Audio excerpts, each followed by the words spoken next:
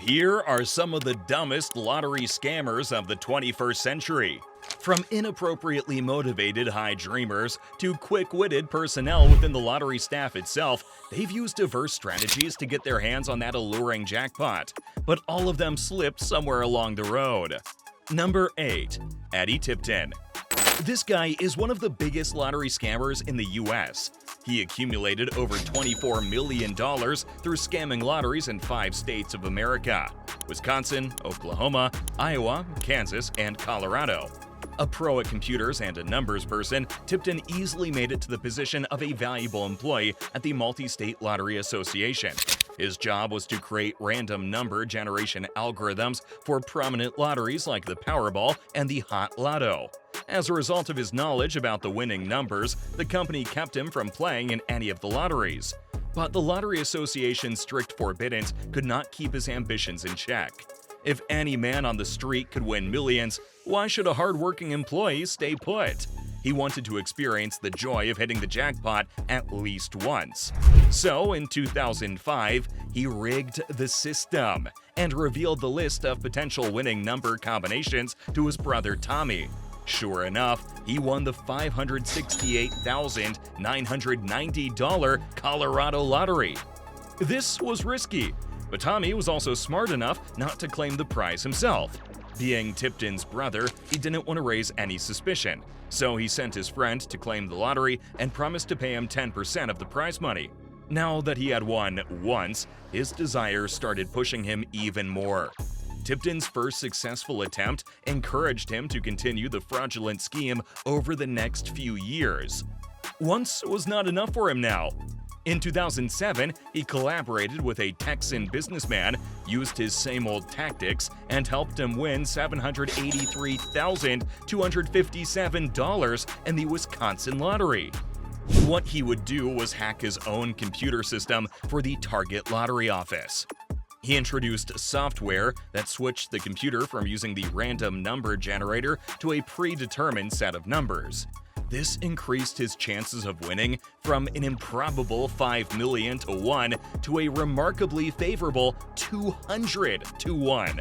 Later in 2010, still hungry for more, he set his eyes on the Iowa Lottery Hot Lotto ticket worth $16.5 million. But that was where his luck started to run thin. He set up a fake trust named Hexam Investments and tried to claim the prize money anonymously. But the Iowa lottery rules did not play in his favor. They don't allow anonymous winners to claim prizes. Over the 12 months before the expiration of the winning ticket, Tipton continued to send lawyers on behalf of the Hexam Investments Trust to claim his prize. But the Hot Lotto officials were not to be fooled, so he failed to get his hands on the lottery this time. Despite his constant failure to claim the Hot Lotto prize money, Tipton did not give up. The next year, in 2011, he started hunting for a $1.2 million lottery. But while he was scheming to become the anonymous winner once more, the Iowa authorities had already started investigating about the 2010 lottery winner who never showed up in person to claim the prize. During the investigation, they hit upon a video in which Tipton was seen buying a lottery ticket. Clever as he was, he had made a few mistakes. He should have sent someone else to buy the tickets for him. As a consequence of breaking the company's rules, he was sentenced to 25 years in prison for his huge fraud, spanning over years. This scammer used a number of tactics to win the prize money for several years before he was caught. Though he lost everything in the end, he does deserve some credit for his skills with the computers, the creation of a fake trust, and his links with business owners who helped him with his fraud. But this next scammer relied on only one technique from Tipton's methods. And, like Tipton, it brought him good luck for quite some time. Number 7. Clarence Jones. Clarence Jones employed the famous 10%ing scheme for years. Yes, this particular scheme has a name because it's that common, but it is very risky. If applied recklessly and continuously, the scammer ends up making himself suspicious enough for the lottery officials to take a closer look. And then it's not too long before prison is their new home. How this strategy works is simple. When lottery winners do not fulfill the criteria for claiming the prize themselves, they end up hiring others to claim it for them. It's the same technique Tipton's brother Tommy used to get the prize money for the very first lottery scam Tipton committed. Mostly, this happens when lottery winners have unpaid taxes or obligations like child support on their head. Those who claim the money on behalf of the actual winners end up sharing 10% in the prize money. That's where the scheme got its name. Back to our scammer's tale. Starting in 2011, Jones cashed over 7,300 winning lottery tickets using this same strategy. In collaboration with two store owners, George Kinsley and Bhavna Patel, he kept this up until 2017. His two partners would pitch any lottery winners they met at their stores and make the deal with them. Then Jones would pretend to be the lottery winner and take care of the lottery office proceedings. Where he went wrong was his tax payment. To negate his tax liability, he called himself a professional gambler, pretending to have lost all his tickets. Somehow, he got lucky and got away with it for a while. But unfortunately, he made another mistake in 2015 when he cashed a stolen ticket. This aroused the suspicion of the authorities, and they started monitoring him closely. Using GPS tracking systems, they investigated his activities and discovered his fraud. Luckily for him, though, he was sentenced to only 2 years in prison owing to his health and financial struggles. So the 10%ing scheme seemed to be a pretty good business opportunity for Jones for a long time. But he was not the only one who got famous using it. This scandal is so common among lottery scammers that our next entry is not just an individual, but 3 family members working collectively using the same methods as Jones. Number 6. The Jafar family. This one is a whole family. Father and sons plotting together. From 2011 to 2019, the Jafar family head Ali Jafar, along with his 2 sons in Massachusetts, cashed in more than 13,000 scratch-off lottery tickets worth $21 million. What came in handy for these 3 was that any prize above $600 in the Massachusetts lottery required the winners to have no unpaid taxes or child support before claiming the prize. So, over 8 years, the Jafars used the 10% method to help the actual winners evade their tax payment. Suspicion started to rise when the 3 Jafars kept coming among the top 10 names in the individual lottery cashier's record. The father, Ali Jafar, was at number 1, while Muhammad Jafar was at number 3, and Yusuf Jafar at number 4. This huge luck for 3 family members did not feel right to the lottery officials. They had to put their suspicion at ease through thorough investigation. After a closer look, the lottery authorities found out that the Jafars had paid fewer taxes than the requirement on their lottery winnings. And the cat was out of the bag. They had been claiming prizes on behalf of others and getting 10% share in the prize money. If all 3 had not used the same methods and repeated it so often, their scam might not have been that obvious. When they were arrested, their lawyers continuously refused to comment in the court. And that's because their past record was not so clean. It was not just the lottery scam. They were also charged with defrauding the United States, false tax returns, and money laundering conspiracy. Their scheme backfired big time. What started as a lottery scam ended up publicizing their previous offenses and added more to their sentence than the original charges against them. Not all scammers use the 10% scheme. Our next entry is a lottery scammer with completely different methods. Number 5. Martin Hogan. Martin Hogan should be called Heartless Hogan. He did not target any lottery. Instead, he pretended to be a lottery official and robbed less fortunate people who dreamed of hitting the jackpot, just like us. He chose to exploit the emotions and innocence of mostly older people, which makes him very different from other lottery scammers. While most of the scammers on this list were stealing prize money from the officials, the Canadian Martin Hogan deprived people of their earned wealth. He contacted his victims through phone calls, informing them that they had won in a Canadian lottery. Then he would ask them to submit charges, fees, or taxes before they could claim the money. His clever enough scheme to set his eyes on a specific group of the population worked big time. He aimed all his schemes at people in their 50s who weren't as savvy about modern scams. 37 people from the same age group fell for his trap, and he deprived them of a shocking $2 billion in total. But if this all sounds too simple, that's because it was. Some of his victims were simply reporting their cases to the police, and this led to his downfall. Soon, he was taken into custody in Canada. It was a simple enough scheme. Too simple, in fact. Sure, it worked, and our scammer was subtle enough to use it on the appropriate targets. Unfortunately for him, he did not have a plan to trick the law while he was at it. Having older people as targets is quite a cruel strategy. And it's not just Hogan who came up with this idea. The next lottery scammer on our list also considered old age as an invitation to exploitation. And what do you know? This next scandal also took place in Canada. Number 4. Ashwinder Singh. Known as the Maine lottery scam, this scandal took place outside the country in Manitoba, Canada. A 60-year-old man went to a gas station to check if he had won the lottery. The considerate cashier was happy to help him out.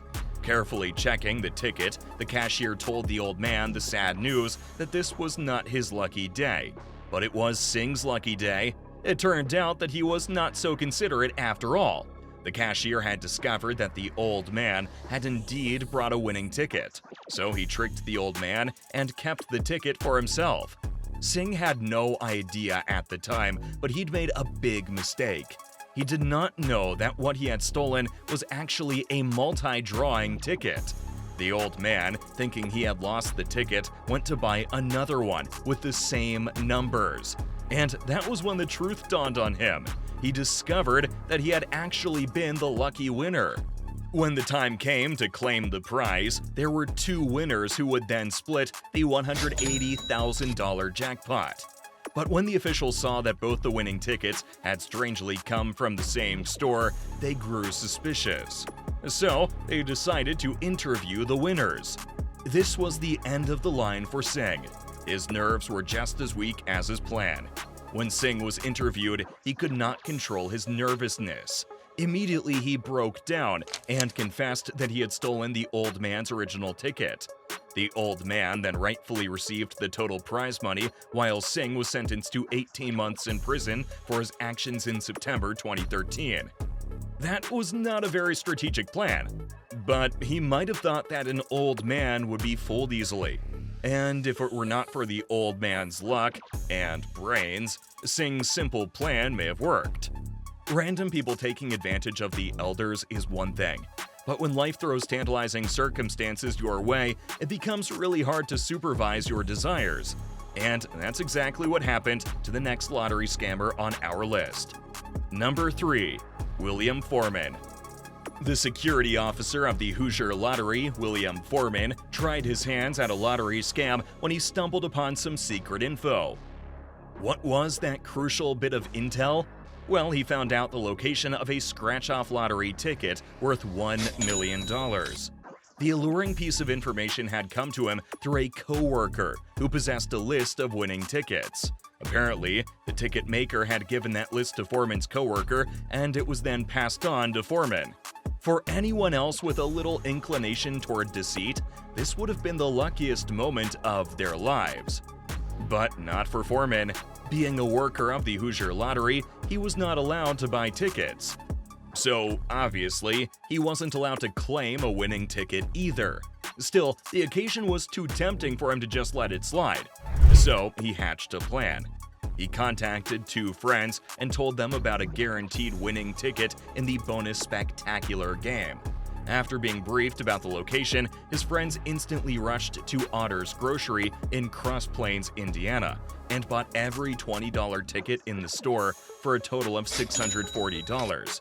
But the lottery officials were already steps ahead of Foreman.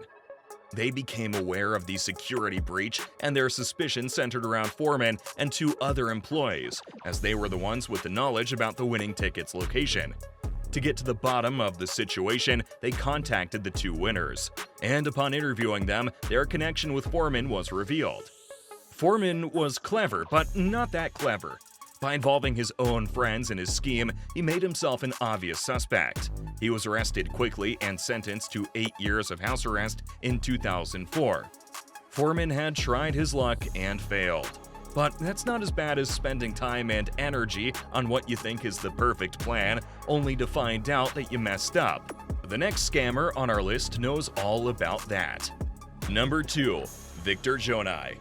A resident of Michigan, Victor Jonai dreamed of a better life like everyone does. But his ambition since his young days led him down a bad path. Determined to become filthy rich, he made the Michigan lottery his genie's lamp. Double dealing was his game, and he was pretty good at it. He was able to create copies of lottery tickets with precise accuracy. He replicated every detail from fonts, design elements, and colors to fabricated barcodes, watermarks, and security codes. He put a lot of time and work into the success of his conniving plans. And that's not all. Victor even carefully examined the past records of the Michigan lottery results to predict winning numbers. With his confident demeanor, he went to the Michigan lottery office claiming to have won the prize. In his first attempt, he appeared with 500 tickets instead of 1. Amazingly, it worked. The lottery authorities had to pay him $5,000 for each ticket. They just couldn't see through his perfectly forged carbon copies. For 9 months, he continued to win with his tickets, taking home a total of $30 million. But all good things come to an end. Eventually, lottery officials became quite suspicious of him. How could a person play the same 4 numbers 500 times a day? Adding to that, his continuous luck over the 9 months after his first win seemed to defy the laws of probability. So the authorities launched a serious investigation. They used more advanced tools, electronic detectors, and forensic techniques, and discovered his deception. His brilliance only got him into a legal whirlpool in the end. Wishing to realize his dreams of a better life, he instead created a life where he's likely to spend 20 years in prison. All that effort, and it only turned the tables back on him. He just went a little too far with creating fake tickets. A little self-discipline, and he just might have succeeded. No doubt, Jonai's tactics were sound enough. But our next entry, and the long-awaited number 1 lottery scammers, used the dumbest strategy of them all. In fact, calling it a strategy is giving them too much credit. Number 1. Otis Latham and Russell Sparks. This duo attempted the simplest strategy ever to win the lottery, which also makes it the most baffling lottery scam in the history of lottery scams. Their plan was to glue winning numbers onto losing scratch-off tickets. This plan is on a whole other level of stupid. What makes their joint venture quite shocking is their expectation that the lottery officials won't find out their game. If it were that simple to illegally cash a lottery ticket, there would not be anyone left in the world who would not have hit the jackpot at least once. But as we all probably know, lottery tickets are not so simple, and the lottery officials are not dopes either. They know there's not a single soul on this planet that doesn't love free money. Therefore, to prevent potential scams, they assign a unique barcode to each lottery ticket. Another dumbfounding fact about their scheme is that they actually used it to target a huge $100,000 winning ticket. But enormous dreams require enormous effort. Without any tactful thinking, they set out for the lottery office to realize their so-called grand plan of action in 2020. However, it only took a quick scanning of the tickets they presented to enlighten them about the way lottery tickets function. Also, there's no lottery official on Earth who wouldn't spot the glued-on numbers. They learned the hard way that they needed to up their game. But they had no more chances. They were charged and arrested after their first attempt. Let's face it, it's not exactly a shock outcome of this dumb scam. The scandalous tricks of all these lottery scammers centered around tampering with the system, creating replica tickets, or the 10%ing method. But what if someone outright steals your ticket? To avoid being robbed if you ever hit the jackpot, watch our video about the lottery winners who had their tickets stolen, and be better prepared in case you encounter a lottery ticket thief.